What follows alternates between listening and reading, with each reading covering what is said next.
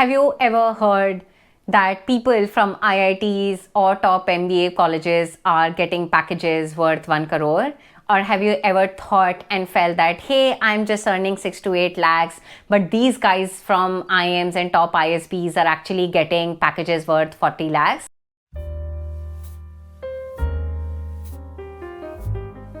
Then hi, welcome to my channel. If you're new here, I'm on a chai break, and on my channel I talk about all things MBA, all things consulting, many a times lifestyle whenever I'm on a chai break. So feel free to actually hit on the subscribe and the notification button so that you get notified whenever I'm talking about research-based content and of course taking a leaf from my own experiences. So it's a very interesting and a hot topic, and I'm going to be dividing this entire topic into 3 parts. First and foremost, are these CTCs really very honest, and do you really get these kind of packages in hand? As someone who has worked in BCG India and an equivalent of a firm in BCG Dubai, what kind of CTCs do we get in hand? So first and foremost, we will try to unwrap why does this culture of inflated CTC really take place. Second, we will try to understand what are the breakup of these CTCs, which is cost to the company, what are the other components which can actually lead you to not have enough in hand salary, and last but not the least, stay tuned till the end if you want to know exactly the kind of in hand salary do you get from these inflated CTCs. So first and foremost, why does this culture of inflated CTC really take place? The fact of the matter is this is not false CTCs reported by organizations or MBA schools or even individuals for that matter. And why is that so? The companies do incur certain more cost for the employees beyond than just the in-hand salary that you incur. That could be in the function of insurance provided, or the travel that is provided by them, or the assets that they provide. And it is in the employer's benefit to actually inflate the CTC so that the higher quality talent will be actually attracted towards them.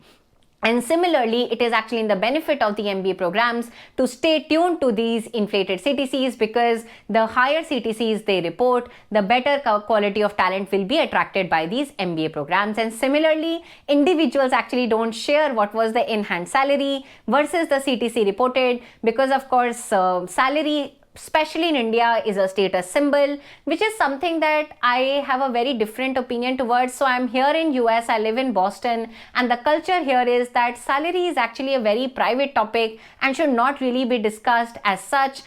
Which is very counterintuitive to the culture in India. If I get a 33 lakhs CTC by BCG, or if I get a 1 crore CTC by Tony Blair Institute in Dubai, then I would have to actually tell my parents, don't share it with your colleagues, don't share it with the family members, because I just don't want my CTC to be released. But it's very hard many a times to actually restrict your parents. So that means that in some shape or format in our society, individuals also like inflated CTCs.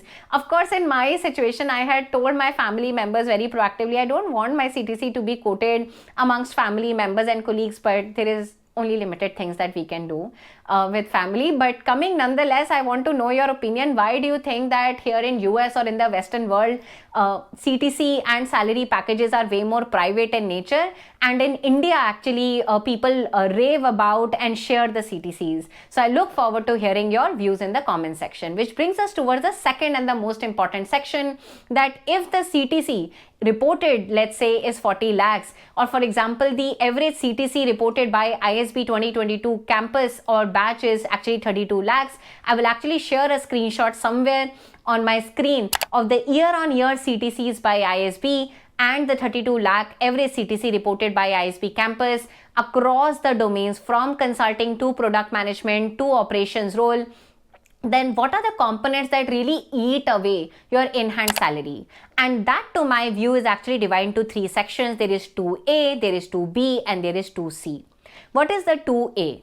2A is basically the joining bonus and the annual bonus. So for example, because I'm an Ex BCGer, there is an annual bonus that was given to us at the end of the year, depending upon your performance and depending upon the firm's performance.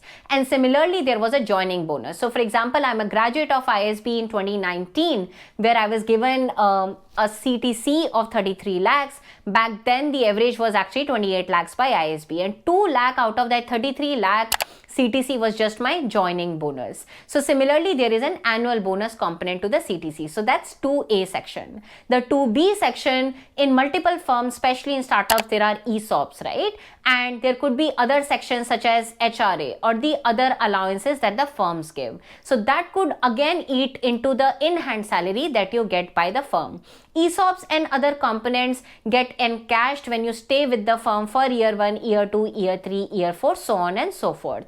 So it is basically a retention strategy by the employer so that you stay with the firm for a longer period of time. Which brings us towards the third section, which was of course the most hard hitting, which is that you are in the you get taxed over that salary, right? Of course, with the BCG, McKinsey and the top employers such as Amazon salary, you are sitting in the 30% bracket in India. So a very big chunk of your salary get taxed, which further reduces the in-hand salary that you get in your hand. However, for example, because I've worked abroad in Dubai, you get the benefits because it is absolutely tax-free, right? So the in-hand that you get is very much on a higher end, which brings me towards the third section in this video. And I know that you've been waiting for that third section, which is largely around the in-hand that you get. So let me give you an anecdote and let me give you a stat. Let me start with the stat. If you join any organization, largely you will get your 20 to 40% of the CTC will be eaten away by the three components that we have discussed: your tax, your joining bonus, and your allowances and your ESOPs. That means that you stay with 80% to 60% of the salary, which is in your in-hand, which is largely a stat. But when you talk about the anecdote, so for example, in my case, when I started with 33 lakh package or CTC from ISB in 2019, my in-hand was actually 1.5 lakhs per month.